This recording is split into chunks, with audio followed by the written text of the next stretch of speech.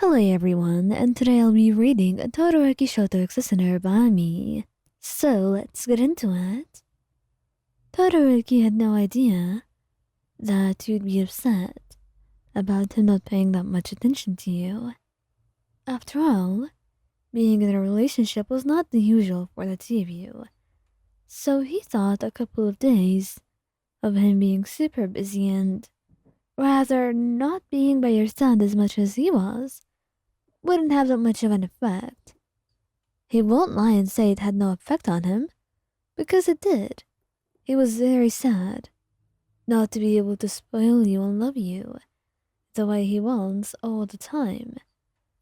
But things were just like that, and there was nothing he could do about it. Not a single thing that came to his mind. And he felt like it was just the reality of things and the way that he was so busy and so were you. It would go away on its own soon. Nothing that he should or could do about it.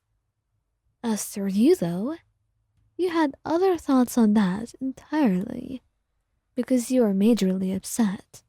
How dare he not pay enough attention to you? How could he do that? You felt betrayed. You felt many things, but most of all, you missed him. You wanted him by your side. You wanted to feel him with you. But alas, you had no idea what to do about it either. Until you decided that today something had to be different, and action had to be taken, and you were going to change something right now. You were going to be with him, and show him that your love was important, that as busy as he had to pay attention to you too, and that he probably missed you more than he realized. At least you hoped that. You wanted him to miss you as much as you missed him, and you were very scared that you weren't as loved as you thought you were, that he didn't care about you as much as you believed. And right now, today, would be the day that you face your fears and see the truth for all that it is. You prepared the place for him to come home to, making sure to order food that he would like, and getting everything ready, trying to make the place look a little bit more romantic. You have no idea if it was working, but you did your best. Candles and whatnot, and you even got him flowers. You hoped that in all of this that you did, he would be able to come back and maybe want to be with you. Maybe then, and only then, he will be able to realize what he was missing out on. So when he comes home and sees all of that, he's rather overwhelmed, looking very confused. Mayan, may I ask what this is? Oh, Shoto, you're back. Sorry you got a little bit too excited there.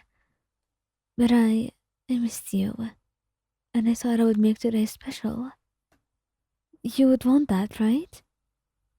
He nodded, a little bit hesitant. There was a blush on his cheeks, but he didn't seem to mind what you did. And that, of course, was a positive sign. As you wrapped your arms around him, pulling him close to you. I'm sorry, Shoto. I know maybe I'm making you upset, or maybe this is too much to handle, but I love you. And lately you haven't been with me at all. I miss you. I hope you can understand that. And after some silence, he wrapped his arms right back around you, kissing your hair. I understand, Wayan. I understand you perfectly. I am sorry I did not pay you much attention. I had a lot of things to deal with, but I promise you, you are on my mind. Maybe I'm not interested in physical affection like you, or at least not to the same degree. But I guess the way that I handled things was not acceptable. It's fine. I'm not upset with you, Shoto. I'm just upset that this happened, and I felt like we were drifting apart. I understand that, but I promise you I'll make it up to you. Well, how about today for a start? I think today would be a perfect start. What about you? He smiled, kissing you sweetly. I believe the same.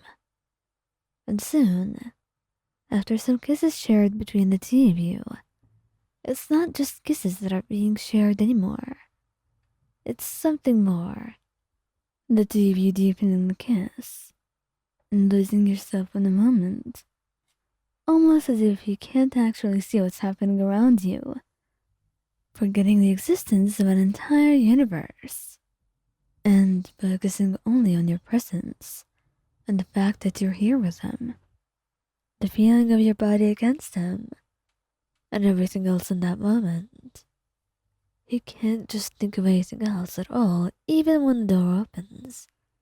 And suddenly, there is a figure, a very big one, standing before you two.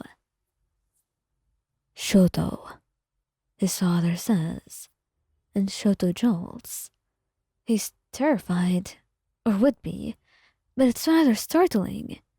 It's very embarrassing, very scary to hear someone that you didn't know was even there. And it's an all-around awkward, horrible situation that he never wanted to happen. What are you doing here? Shoto asks, feeling rather hostile. But Endeavor tries to apologize. I came to meet you, son. I promise. I had no ill will, he says. And although Shoto has his doubts, and Inji does not really accept you, because he has no idea who you are, and that means you're not famous as a hero, he said he will try. He will try to be a better father. He will try to change. And accepting you was part of that change. Hello there, he says to you, to which you wave because the embarrassment that you've endured in the couple of seconds that passed was insurmountable. I hope we can meet again, but Shoto, I must. You must go. I understand. You can leave now, Shoto says. And Anju leaves. And the two of you stay there, completely bewildered by that encounter. It was truly one hell of a thing. A weird thing that you never wanted to repeat again. A weird encounter that you never wanted to be in. But it happened. And thankfully, it passed.